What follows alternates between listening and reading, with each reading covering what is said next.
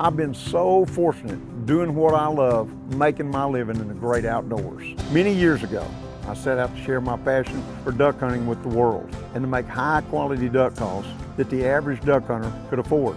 Today, Buck Gardner Calls is still committed to quality and to value. And me, I still love calling those ducks. But these days, I get my biggest thrills from giving back to the people and the resources that need it the most. I hope you'll do the same thing.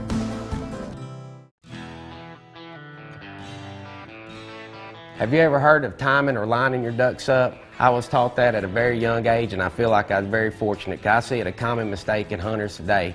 There's several different things that I do that I feel like that the timing aspect. One, I feel like people might get a little nervous, or they're letting their adrenaline rush them. And when them ducks get to working right on top of their blind, they only let them swing out maybe 15 or 20 yards and bump them again, and the ducks turn, and they turn. And what ends up happening, it's just like a merry-go-round going on top of that blind. They're going to sit there and circle until they see somebody move or somebody down the bottom shoots or spooks them. So they're not letting them ducks get out and get lined up with the wind. So if I have the wind coming off my left and I have a gap, my decoy's out front right, I'm going to need to let them ducks slide 75 to 80 yards, depending on the wind, to get them when I turn where that lead duck is lined up with that gap. Because if I let them get too far out front, now they're going to have to turn and come all the way back around the blind to line up again. So one general rule that I tell guys is sometimes we're just hang on, hang on, hang on, now hit them. And when we do, it turns them and all the ducks are in line.